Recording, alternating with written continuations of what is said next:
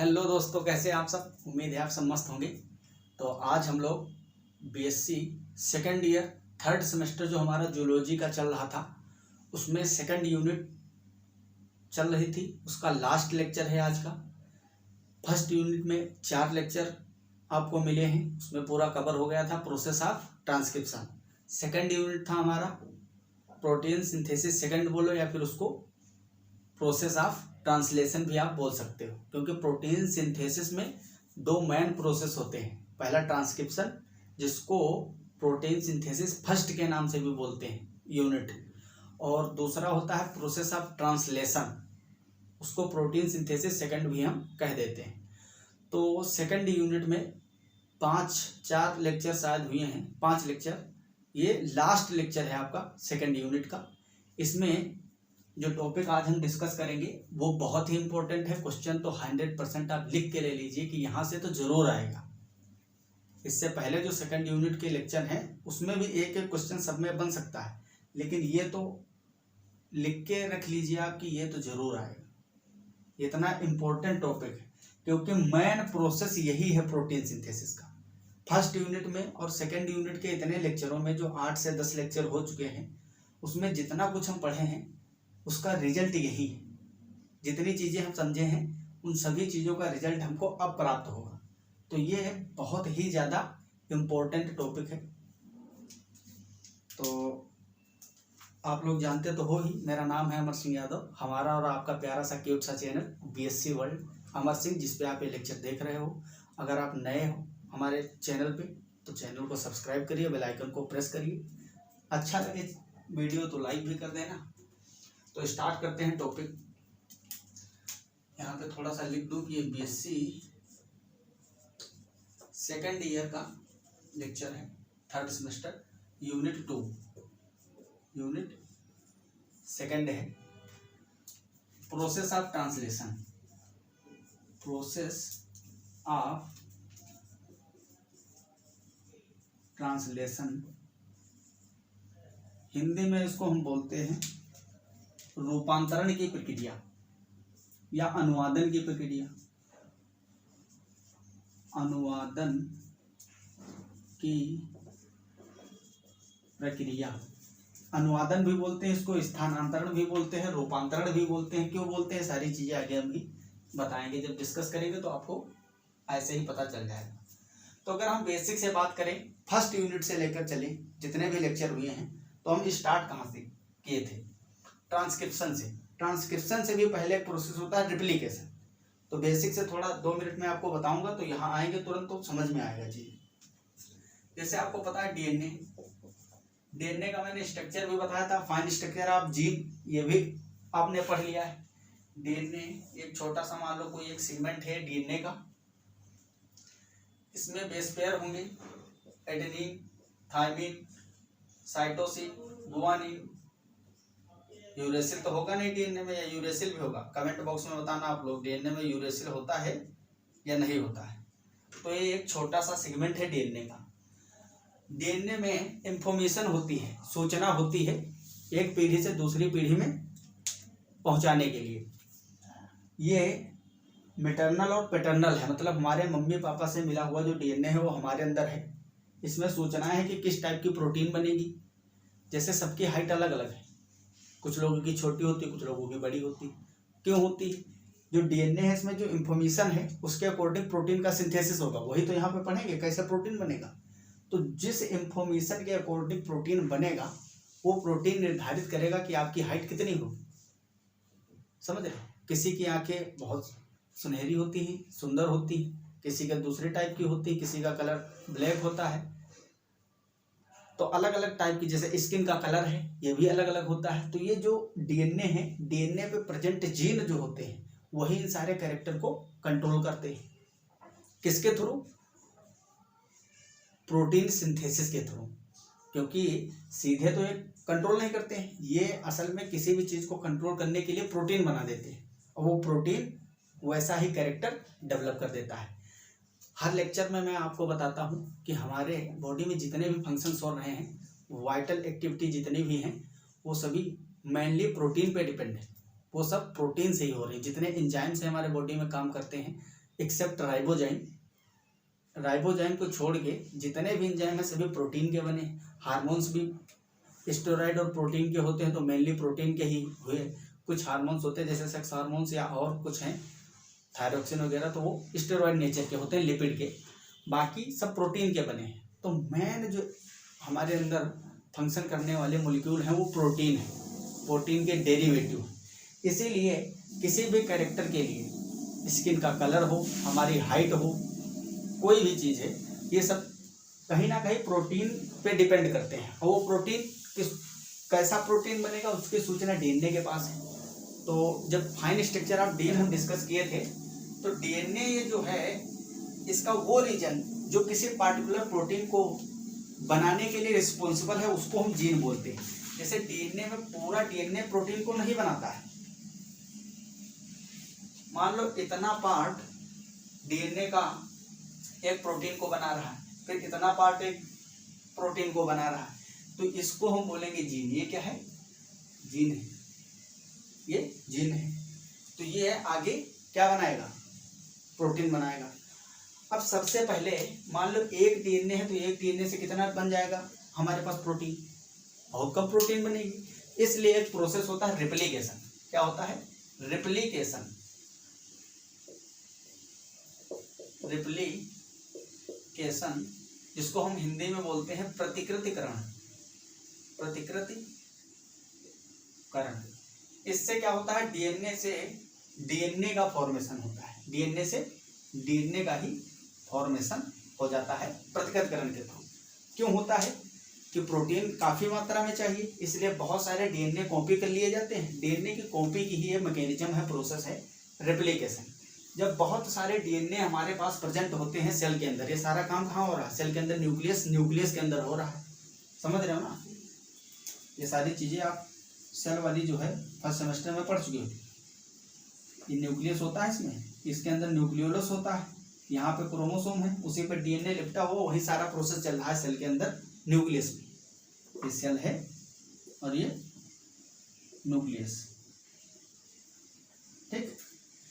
तो वहाँ ये काम हो रहा है। अब डीएनए से कई सारे डीएनए जब बन गए, तब हम क्या करेंगे? अब पर्याप्त मात्रा में डीएनए है, तो मतलब भर के हम प्रोटीन को सिंथेसिस कर सकते हैं।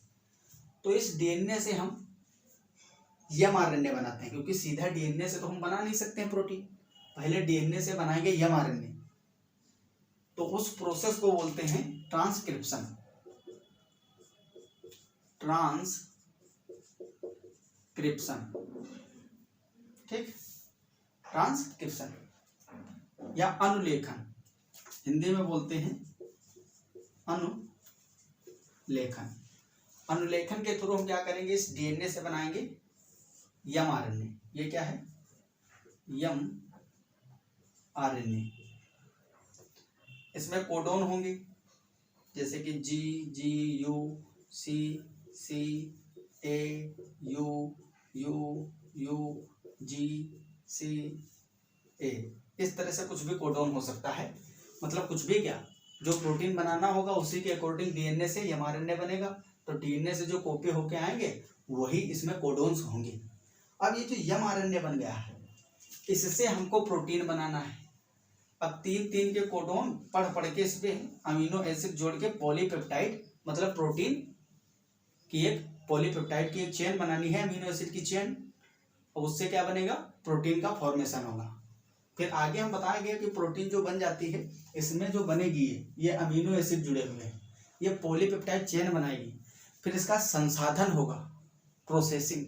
उसके बाद में ये पॉलीपेप्टाइड चेन जो है ये पार्टिकुलर एक प्रोटीन का रूप धारण करेगी। ये तो प्राइमरी स्ट्रक्चर है ना प्रोटीन का। फिर सेकेंडरी में कन्वर्ट होगा, फोल्डिंग आएगी इसमें, फिर टर्सरी स्ट्रक्चर बनेगा, तब वो फंक्शनल होगी, एक्टिव होगी। ये सारे काम गोल्जी बॉडी के अंदर भी होते हैं। कुछ काम पैकेजिंग का काम करते हैं वो, प्रोसेसिंग का।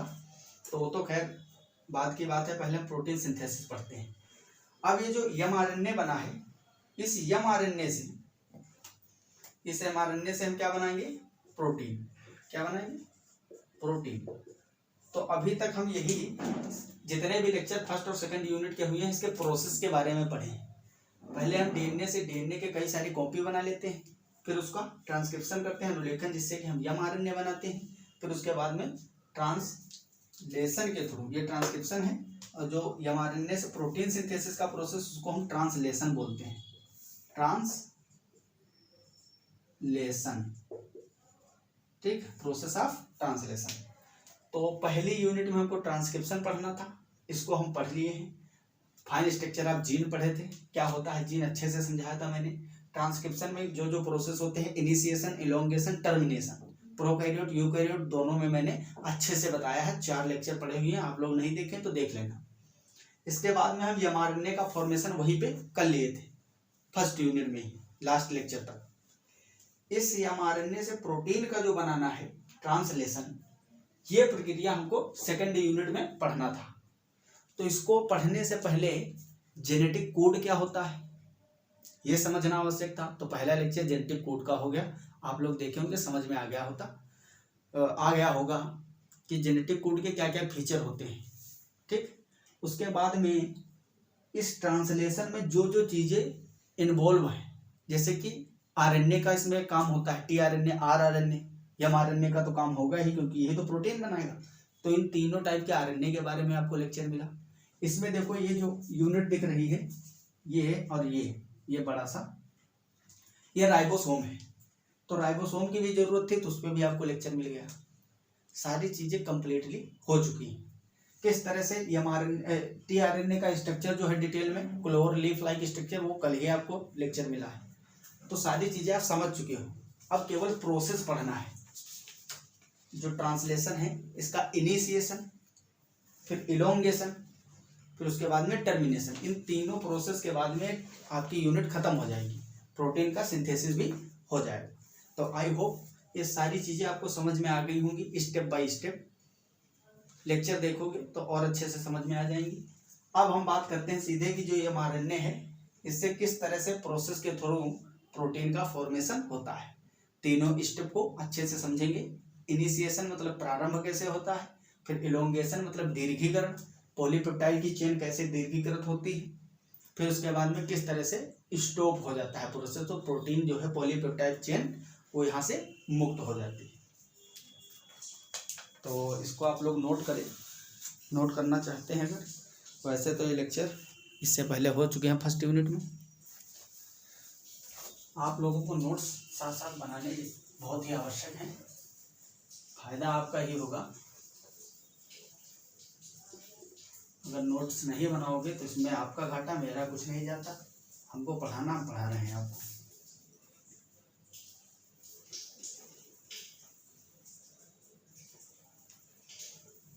सबसे पहले आप हेडिंग लगाओगे इनिशिएशन, हिंदी में लिखोगे प्रारंभन, इनिशिएशन, प्रारंभन। किसका प्रारंभन? ट्रांसलेशन का, अनुवादन का प्रारंभन, मतलब mRNA से प्रोटीन का बनने का प्रारंभ। ये जो है आपका, ये है mRNA, इस पे कोडोन लगे हुए हैं, आपको पता ही चल रहा होगा, क्योंकि ये कोडोन लगे दो ही चीजों में हो सकते हैं, या आरएनए में या फिर डीएनए में। और डीएनए तो सिंगल स्टैंडर्ड होता नहीं, ये तो सिंगल स्टैंडर्ड बना है। डीएनए में तो 2 स्टैंड होंगे ना इस तरह से, तो ये आरएनए ही है। तो देख के ही आपको पता चल जाना चाहिए। इतने लेक्चर हो गए, इतना तो समझ में आने ही लगा होगा। तो ये mRNA है, ये है राइबोसोम, राइबोसोम की स्मॉल यूनिट, और ये है राइबोसोम की लार्ज यूनिट, राइबोसोम की लार्ज यूनिट। टीआरएनए जहां जहां है वो तो आपको दिख रहा होगा, उसमें लिखा ही है। तो अगर प्रारंभन की हम बात करें तो सबसे पहले क्या होता है, जो अमीनो एसिड होते हैं उनका एक्टिवेशन होता है। जैसे कि ये मान लो सेल है, सेल के अंदर ये न्यूक्लियस है, इसके अंदर न्यूक्लियोलस है, ये साइटोप्लाज्म है, न्यूक्लियस में दो परतें होती हैं, दोनों में थोड़ा सही से बना दूं ताकि आपको अच्छे से समझ में आ जाए चीज़ें। इसमें इस तरह से पोर होते हैं, छिद्र होते हैं, बीच बीच में टूटा होता है न्यूक्लियर मेम्ब्रेन। इसमें छोटे छोटे अमीनो एसिड पड़े होते हैं साइटोप्लाज्म में, लेकिन ये अमीनो एसिड क्या होते हैं, इनएक्टिव होते हैं, निष्क्रिय अवस्था में पड़े होते हैं। ये अमीनो एसिड है। जब प्रोटीन सिंथेसिस का प्रोसेस न्यूक्लियस के अंदर स्टार्ट होगा तब ये जो अमीनो एसिड है इनको चार्ज किया जाएगा, एक्टिव किया जाएगा। कैसे चार्ज होंगे तो इसमें थोड़ा सा हम लिखेंगे पॉइंट।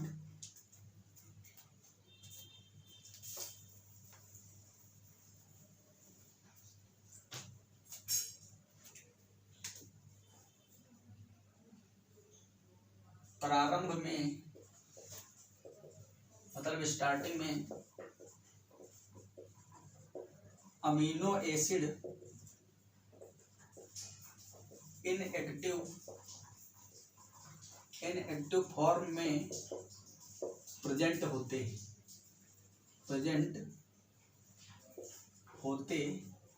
हैं। अमीनो एसिड को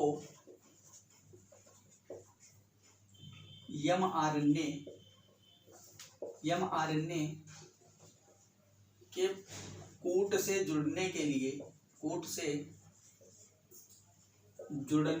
लिए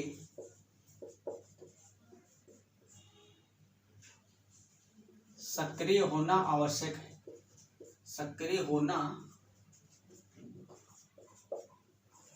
आवश्यक होता है। थोड़ा सा मैं इंक पिला लेता हूँ, मार्कर को सही से चल नहीं रहा है।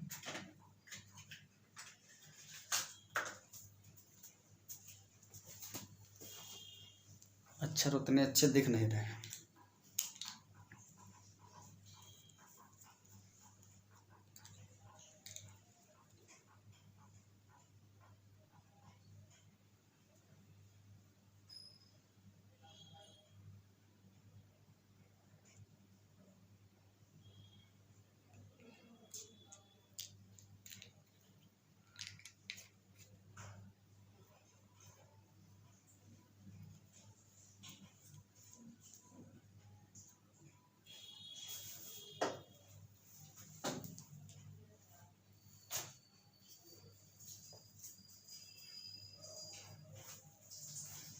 तो जो अमीनो एसिड हैं, इस अमीनो एसिड को कूट पे जुड़ने के लिए सक्रिय होना आवश्यक है। तो ये सक्रिय किस तरह से होंगे, सक्रिय होने के लिए इनको एनर्जी चाहिए। तो एनर्जी कहाँ से मिलेगी इनको, साइटोप्लाज्म में बहुत सारे एटीपी मुक्त रूप में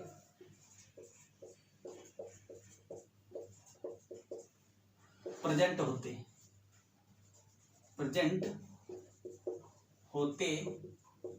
हैं। एटीपी के, अब एटीपी इसका नाम क्या होता है, एडिनोसिन ट्राइफॉस्फेट, मतलब 3 फॉस्फेट इसमें जुड़े हुए हैं। अब 3 फॉस्फेट जुड़े हुए हैं तो किसी बॉन्ड से जुड़े होंगे। तो जो फॉस्फेट बॉन्ड होते हैं, जब एक ब्रेकडाउन होगा फॉस्फेट बॉन्ड तो उससे एनर्जी रिलीज होती है। इसीलिए हम कहते हैं कि एटीपी क्या होता है, एनर्जी की मुद्रा होती है। इसमें एनर्जी होती है, कहाँ होती है ये भी तो पता होना चाहिए। तो इसके जो फॉस्फेट बॉन्ड होते हैं, एटीपी मतलब एडिनोसिन ट्राइफॉस्फेट, इसमें 3 फॉस्फेट बॉन्ड हैं। जब फॉस्फेट बॉन्ड ब्रेक होता है तब वहां से एनर्जी रिलीज होती है। उसी एनर्जी को यूज करके इम्यूनो एसिड जो होता है वो क्या होता है, सक्रिय हो जाता है, एक्टिव हो जाता है। तो एटीपी के फॉस्फेट बॉन्ड ब्रेक होने से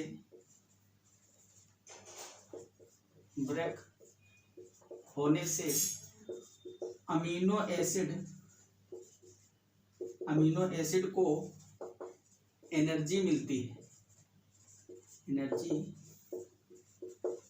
मिलती है जिससे जिससे अमीनो एसिड सक्रिय हो जाता है, सक्रिय हो जाता है। इस प्रक्रिया को यहां पे लिख दे रहा हूं मैं, इस प्रक्रिया को या प्रोसेस को amino acylation, amino acylation of, amino acylation या एक्टिवेशन, एक्टिवेशन कहते हैं, ठीक। या फिर इसको चार्जिंग भी बोलते हैं, चार्जिंग, ठीक। मतलब इस तरह से एक अमीनो एसिड पड़ा था, जैसे उस एटीपी उसको मिला, बॉन्ड टूटा तो तुरंत वो चार्ज हो गया, घूमने लगा झुंझुन झुंझुन साइटोप्लाज्म में। अब वो इस तरह से घूम रहा है साइटोप्लाज्म में, क्योंकि जब एनर्जी मिल जाएगी तो एक जगह तो बैठेगा नहीं। अमीनो एसिड पड़ा हुआ था साइटोप्लाज्म में, मुक्त रूप में, इनएक्टिव फॉर्म में। उसको चाहिए थी एनर्जी जुड़ने के लिए, लेकिन एनर्जी थी नहीं। जब एटीपी के बॉन्ड ब्रेक होंगे तो वहाँ से एनर्जी अमीनो एसिड को मिलेगी, तो वो तुरंत चार्ज हो जाएगा और उस साइटोप्लाज्म में झुमझुम झुमझुम घूमने लगेगा। फिर होगा क्या, उसको चिपकना है टीआरएनए से। किससे? टीआरएनए से।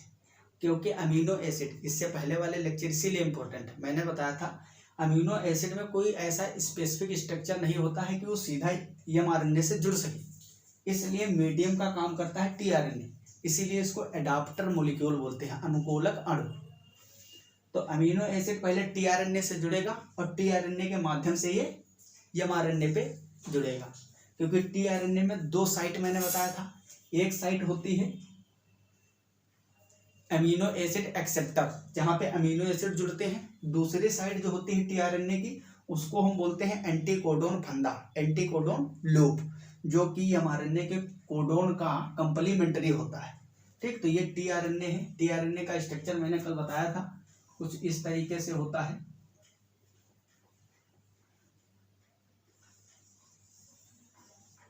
ठीक, इस तरह से होता है। इसमें जो है यहाँ पे कुछ कोड होते हैं जो कि क्या होते हैं, कंप्लीमेंट्री होते हैं एमआरएनए के।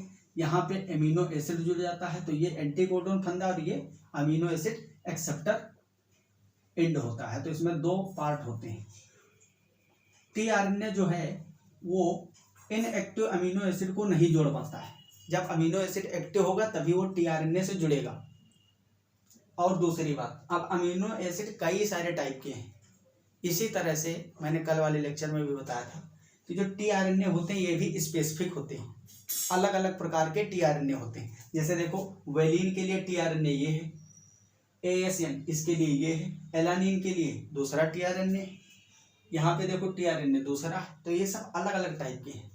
जो सा अमीनो एसिड वैसा उसका सजातीय टीआरएनए होगा। जैसे कि अब अमीनो एसिड चार्ज हो गया, वो साइटोप्लाज्म में घूम रहा है, तो कहीं भी जाके नहीं जुड़ेगा, कहीं भी जुड़ेगा तो दिक्कत हो जाएगी। जुड़ेगा तो भाई देखो, एक व्यक्ति दूसरे से तभी मिलेगा जब उसका सिस्टम दोनों का थोड़ा थोड़ा सेम होगा, तभी तो जुड़ेगा। अगर गलत एंट्री कर दिया तो फिर आगे प्रॉब्लम होगी।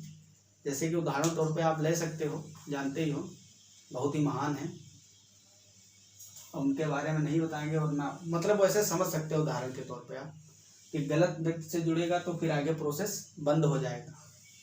बंद हो जाएगा या नहीं बंद हो जाएगा? तो इस तरह से ये जो अमीनो एसिड होगा वो अपने जैसे टीआरएनए से जाके जुड़ेगा। जब टीआरएनए से जुड़ जाएगा तो वो टीआरएनए उस अमीनो एसिड को अपने ऊपर लोड करके फिर वो जाएगा सीधा कहाँ जुड़ेगा, एमआरएनए से। देखो यहाँ पे जुड़ा हुआ है। अब ये अमीनो एसिड जैसे टीआरएनए से जुड़ेगा, टीआरएनए वेलिन को उठा के यहाँ पे जोड़ देगा जाके। मीडियम तो है, ये बीच में रहेगा। तो ये प्रोसेस चलता है जब तक अमीनो एसाइलेशन नहीं होगा। ये अमीनो एसिड का टीआरएनए पे जुड़ना, इसको बोलते हैं amino acylation of tRNA. Amino acylation of tRNA, amino acylation of tRNA. अब क्या होगा, ये सारा काम तो साइटोप्लाज्म में हो रहा है। एमआरएनए से सबसे पहले राइबोसोम की स्मॉल यूनिट जुड़ेगी। ये तो काम मतलब चल रहा है, अपने अपने हिसाब के अमीनो एसिड अपने टाइप के टीआरएनए से जुड़ रहे हैं उधर। ये सारे प्रोसेस मतलब एक साथ में चलते हैं कई सारे, क्योंकि सेकंडों में काम होता है ना बॉडी के अंदर। थोड़ा सा भी अगर लेट हो जाए तो समझते ही हो क्या हो सकता है। तो बॉडी के अंदर जो मैकेनिज्म है वो नैनो सेकंड में होती है। तो उधर ये प्रोसेस चल रहा है और इधर ये प्रोसेस चल रहा है कि जो जितने एमआरएनए हैं वो सब जुड़ जा रहे हैं, उससे जुड़ जा रहा है स्मॉल यूनिट राइबोसोम। अब क्वेश्चन यहीं पे आता है कि राइबोसोम की पहले कौन सी यूनिट जुड़ती है, लार्ज वाली या स्मॉल वाली। तो ज़्यादातर बच्चे लार्ज यूनिट लगा के आते हैं। पहले जुड़ती है स्मॉल यूनिट एमआरएनए से, उसके बाद में ये लार्ज यूनिट जुड़ती है। राइबोसोम भी जब इनएक्टिव होता है तो ये दोनों इकाइयाँ इसकी अलग अलग होती हैं मुक्त रूप में। जब प्रोटीन सिंथेसिस का प्रोसेस चालू होना होता है तब स्मॉल यूनिट पहले एमआरएनए से जुड़ेगी, उसके बाद में लार्ज सब यूनिट जुड़ेगी। अब ये जो लार्ज सब यूनिट है राइबोसोम की, इसमें दो खांचा होते हैं, दो अंदर खांच बनी होती है जहाँ पे ये टीआरएनए में सेट होते हैं आगे। ठीक, राइबोसोम की जो लार्ज यूनिट है ये एक प्रकार से उत्प्रेरक का भी काम करती है, ये कैटलिस्ट का काम करती है, उत्प्रेरक वर्धक। ये प्रोटीन सिंथेसिस की प्रक्रिया को तेज गति से करने के लिए रिस्पॉन्सिबल होती है। इसमें जो दोनों खांच होते हैं बहुत ही समीप होती हैं ताकि ये जो टीआरएनए है ये पास पास आए और अमीनो एसिड को एक से दूसरे के ऊपर अटैच कर पाए। तो इस तरह से राइबोसोम यूनिट का ये काम होता है। आपको पता है कि राइबोसोम प्रोटीन की फैक्ट्री होते हैं क्योंकि प्रोटीन बनाने में इनका मुख्य योगदान होता है। दूसरी बात, प्रोटीन जो ये राइबोसोम जो होते हैं वो स्ट्रक्चरल आरएनए से स्ट्रक्चरल आरएनए एंड लगभग 80 टाइप की अलग अलग प्रकार की प्रोटीन से मिलकर बने होते हैं। ठीक, तो 80 प्रकार की विभिन्न प्रकार की अलग अलग प्रकार की प्रोटीन और स्ट्रक्चरल आरएनए से मिलकर राइबोसोम बना होता है। अब ये स्ट्रक्चरल आरएनए क्या होता है ये आपको कमेंट बॉक्स में बताना है, आपके लिए क्वेश्चन है।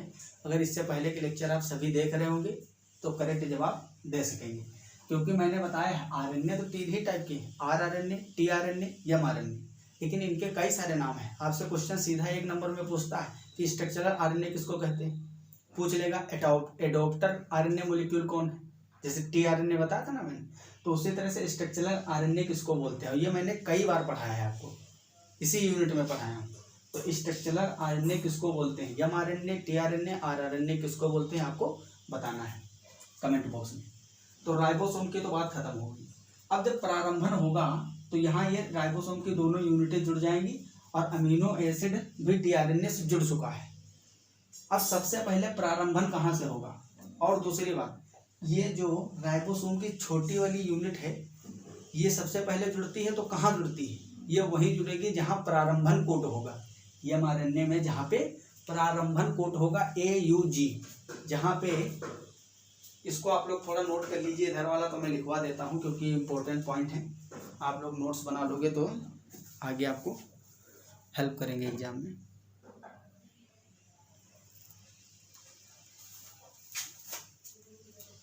तो इसको मैं मिटा देता हूँ इतना।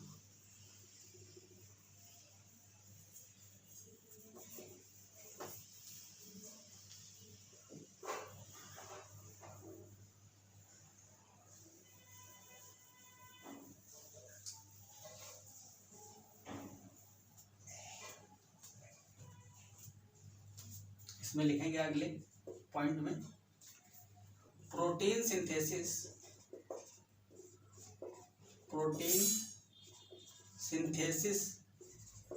के प्रोसेस में, प्रोटीन सिंथेसिस के प्रारंभ में राइबोसोम की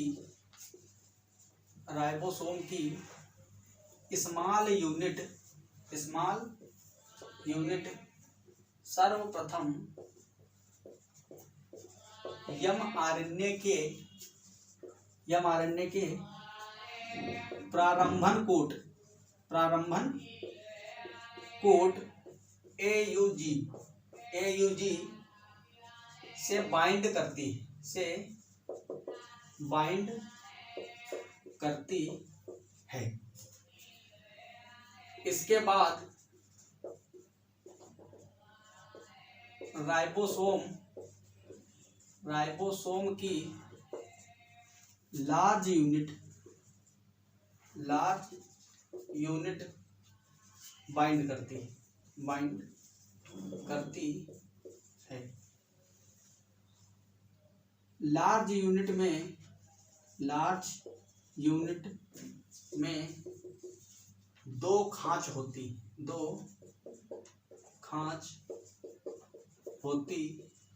हैं जो tRNA को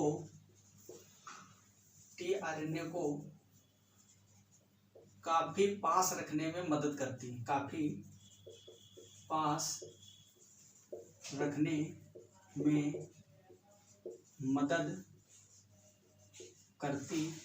हैं।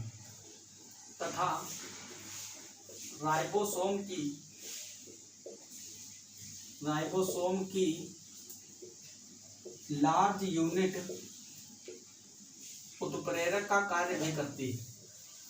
उत्प्रेरक का कार्य भी करती है, जिससे कि प्रोटीन सिंथेसिस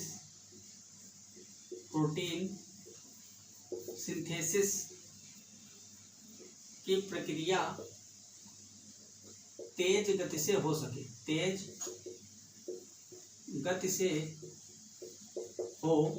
सके। तो ये जो राइबोसोम है इसके बहुत सारे काम होते हैं, ठीक है। प्रारंभन भी इसी से होता है। जब ये AUG प्रारंभन कोट से स्मॉल यूनिट बाइंड करेगी तभी वहीं से स्टार्टिंग होगी प्रोटीन सिंथेसिस की। फिर लार्ज यूनिट जुड़ेगी। लार्ज यूनिट में दो खांच होती हैं जिसमें tRNA सेट हो जाते हैं, उनको काफ़ी पास कर देती है। ये उत्प्रेरक के जैसे भी काम करती है। और एक नोट पॉइंट है, प्रोकैरियोट्स में 23S rRNA ट्रांसलेशन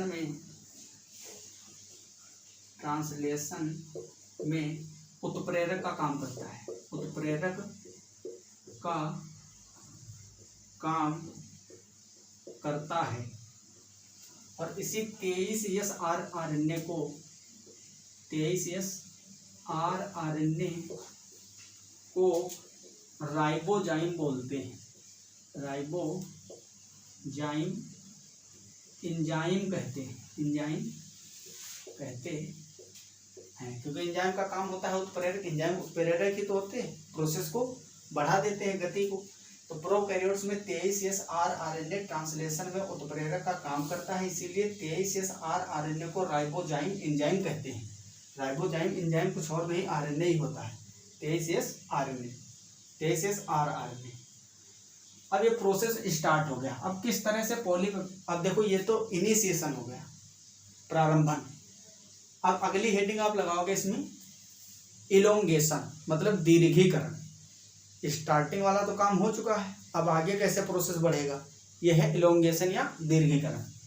तो दीर्घीकरण में क्या होगा, इस तरह से अमीनो एसिड को tRNA ला के अपने जो कंप्लीमेंट्री इसके कोट होंगे उस पर चिपकाता जाएगा। अब यहाँ पे प्रोसेस समझने की ये बात है, देखो बहुत ही थोड़ा कॉम्प्लेक्स है, कई बार बताऊंगा, आप लोग अच्छे से गौर करके देखेंगे तो जरूर समझ में आएगा। ये एक tRNA है, अब इसमें कई सारे अमीनो एसिड ऊपर जुड़े हुए हैं। अब ये किस तरह से इतने जुड़ गए हैं, जब ये प्रोसेस चालू होता है तो राइबोसोम की दोनों यूनिटें आगे की ओर बढ़ती हैं 5' से 3' डायरेक्शन में। आपको मैंने कई बार बताया लेक्चर में कि जो ये ट्रांसक्रिप्शन, ट्रांसलेशन, ये सब होते हैं प्रोसेस, रेप्लिकेशन वगैरह, ये हमेशा 5' से 3' के डायरेक्शन में होते हैं। 3 से 5 कभी भी नहीं हो सकते हैं, क्योंकि जो इसमें इन्वॉल्व होते हैं एंजाइम्स, जैसे पॉलीमरेज आप इससे पहले पढ़े थे ट्रांसक्रिप्शन में, पॉलीमरेज एंजाइम, वो भी किस तरह से काम करता था, 5 डेज से 3 डेज। तो ये प्रोसेस हमेशा 5 से 3 डेज होते हैं। इसी तरह से राइबोसोम यहाँ पे कैटलिस्ट का काम कर रहा है। तो राइबोसोम की स्मॉल यूनिट 5 डेज सिरे से 3 डेज एंड की ओर मूव करेगी। ये अमीनो एसिड किस तरह से एक श्रृंखला बनाते जाएंगे, इसको समझना है। जैसे कि ये एक चेन अभी अमीनो एसिड की इस टीआरएनए पे जुड़ी हुई है। जैसे ही ये यूनिट आगे बढ़ेगी तो ये यहाँ से टूट जाएगा, ये चेन यहाँ से अमीनो एसिड की टूट जाएगी और ये अमीनो एसिड जाके इसके ऊपर बैठ जाएगा। समझ रहे हो, ये यहाँ पे बैठ जाएगा। जैसे ही आगे प्रोसेस बढ़ेगा तो ये टीआरएनए इसकी जगह पे आ जाएगा पीछे। जिस तरह से ये बाहर निकल रहा है उसी तरह से ये इधर आ जाएगा और इसकी जगह पे ये वाला आ जाएगा। ये पूरा सिस्टम ही शिफ्ट हो जाएगा। जब राइबोसोम आगे बढ़ेगा तो ये यहाँ से अमीनो एसिड का बॉन्ड, पेप्टाइड बॉन्ड टूट के इस वाले अमीनो एसिड से पेप्टाइड बॉन्ड बना लेगा और इसकी पोजीशन इसकी जगह पे आ जाएगी और जो इसकी पोजीशन थी यहाँ पे ये वाली आ जाएगी, क्योंकि ये चेन तो यहाँ बन जाएगी, ये पूरा सिस्टम यहाँ आ जाएगा। और ये वाला जो अमीनो एसिड था ये उठ के जो ये वाला अमीनो एसिड है इसके पोजीशन पे आ जाएगा। फिर से क्या होगा, एक यहाँ से टूटेगा और वो इसी तरह से प्रोसेस चलता रहेगा। एक बार और अच्छे से समझो, यहाँ पे पेप्टाइड बॉन्ड बना हुआ था, जब ये आगे शिफ्ट करेगा तो ये पेप्टाइड बॉन्ड टूट जाएगा और ये अमीनो एसिड जाके यहाँ पे बैठ जाएगा। ये आगे यहाँ पे आ जाएगा, इसकी पोजीशन यहाँ आ जाएगी, पूरी चेन रहेगी। ये अमीनो एसिड इस पे भी जुड़ जाएगा, ये भी उसी चेन में जुड़ा होगा और ये वाला अमीनो एसिड नया लेके यहाँ पे आ जाएगा, बैठ जाएगा। फिर वही प्रोसेस होगा, यहाँ से टूटेगा और ये यहाँ से नहीं, यहाँ से टूटेगा और ये जो नया अमीनो एसिड टीआरएनए लाएगा ये वहाँ जाके जुड़ जाएगा। तो ये इसी तरह से चेन चलती रहेगी। कब तक? जब तक कि इसमें स्टॉप कोडोन नहीं आ जाता है।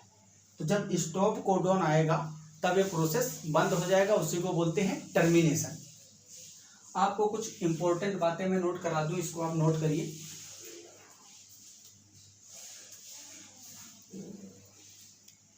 वीडियो को पॉज करके आप लोग नोट कर लिया करिए या फिर स्क्रीनशॉट कर लिया करिए।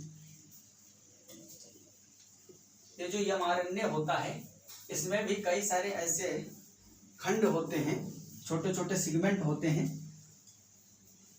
जो प्रोटीन का कोड नहीं करते।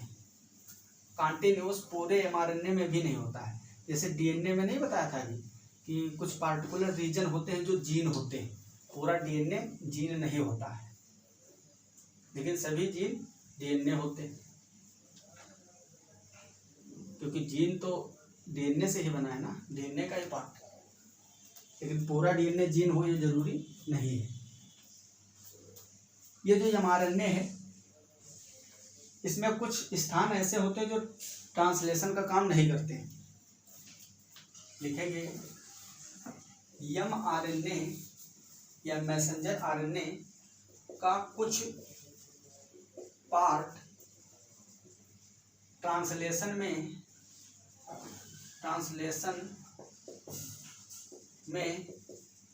पार्टिसिपेट नहीं करता है, मतलब भाग नहीं लेता है। उस पार्ट को अस्थानांतरण एमआरएनए, स्थानांतरण या अनट्रांसलेटेड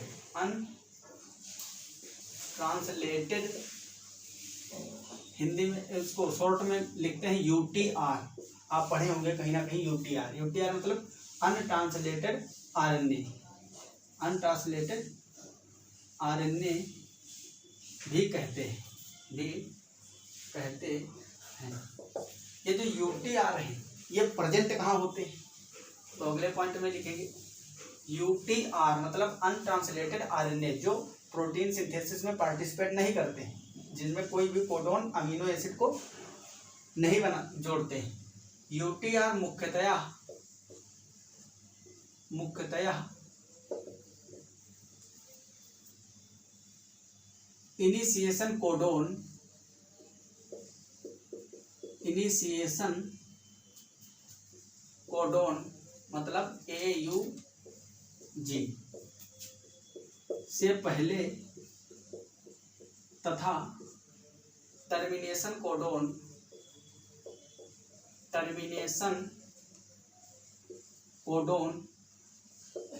के बाद में मिलते हैं। तो मुख्यतः कहाँ पाए जाते हैं? UTR अनट्रांसलेटेड RNA जो प्रोटीन का कोड नहीं करते हैं। ये जहां से स्टार्टिंग होगी प्रोटीन सिंथेसिस की, AUG जहां पे होगा प्रारंभन कोडोन। ये AUG जो होता है ये मिथियोनिन अमीनो एसिड को भी कोड करता है और ये प्रारंभक कोड भी होता है, मतलब ये दोनों काम करता है।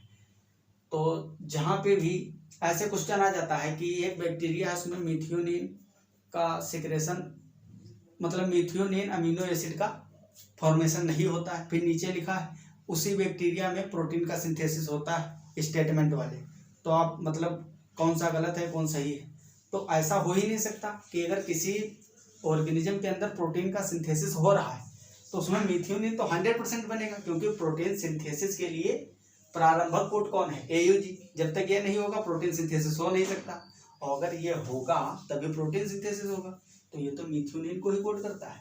तो स्टार्टिंग प्रोटीन सिंथेसिस के लिए मिथियोनिन आवश्यक है, कि AUG होना जरूरी है। तो AUG जरूर होगा प्रोटीन बनाने के लिए, इसलिए मिथियोनिन हर एक ऑर्गेनिज्म में पाया जाएगा। तो UTR जो है AUG प्रारंभक कोडोन से पहले का जो पार्ट होता है mRNA वहाँ पे मिलेंगी, और अंत में जो टर्मिनेशन कोडोन होते हैं उसके बाद का जो रीजन होता है उसमें ये आपको पार्ट देखने को मिलेगा। बीच में जितना होगा mRNA मतलब इनिशिएशन और टर्मिनेशन, मतलब इसके इधर मिलेंगे आपको और इधर मिलेंगे। बीच में जो कोडोन होगा ये प्रोटीन सिंथेसिस करवाएगा, ठीक, ट्रांसलेशन में एक्टिव रहेगा। तो ये सारा प्रोसेस होता है। आई होप आपको अच्छे से सारी चीज़ें समझ में आ गई होंगी। ये mRNA है, ये दोनों सब यूनिट है राइबोसोम की, किस तरह से क्या प्रोसेस होता है, और इसी तरीके से ये अमीनो एसिड जुड़ते जाते हैं, प्रोसेस चलता जाता है। राइबोसोम की सब यूनिट आगे मूव करती, जहाँ पे टर्मिनेशन कोडोन आ जाता है वहीं पे ये चेन मुक्त हो जाती है अमीनो एसिड की साइटोप्लाज्म में, ठीक है। तो प्रोटीन हमारा पॉलीपेप्टाइड की चेन बनके निर्मित हो जाती है। तो ये सारी चीज़ें कंप्लीटली आपको समझ में आ जानी चाहिए। नहीं आई है अगर तो एक बार और लेक्चर ही देख लेना, आपको समझ में आ जाएंगे। अगर कोई डाउट है इस यूनिट से रिलेटेड कहीं भी तो आप लोग उसको कमेंट बॉक्स में पूछ सकते हो। इसके बाद जो अगला लेक्चर आएगा वो 3rd यूनिट का होगा, जिसमें जीन रेगुलेशन के बारे में हम पढ़ेंगे। एक्सप्रेशन ऑफ जीन रेगुलेशन, किस तरह से जीन को रेगुलेशन मतलब उसको कंट्रोल में रखा जाता है। इंड्यूसर क्या होते हैं, कौन कौन से दमनकारी होते हैं जो प्रोसेस को पूरा रोक देते हैं, प्रोटीन सिंथेसिस नहीं होने देते हैं, ये सारी प्रोसेस पढ़ेंगे। ये क्लिनिकल दृष्टि से अगर देखा जाए तो काफ़ी इंपॉर्टेंट है। बहुत सारी ड्रग्स भी इसी बेस पर काम करती हैं, जीन के रेगुलेशन पे, ठीक। बहुत सारे डिजीज भी इससे हो जाते हैं जीन रेगुलेशन से। अगर इसका प्रोसेस थोड़ा सा हट जाए, कोई प्रॉब्लम हो जाए, तो बड़े बड़े डिजीज, भयानक डिजीज भी हो जाते हैं। तो आगे ये बहुत अच्छी नॉलेज वाली चीज़ें आ रही है। टॉपिक जितने भी आएंगे अगली यूनिट उसमें अच्छी अच्छी चीज़ें आएंगी। तो आई होप आपको अच्छे से समझ में आ गया।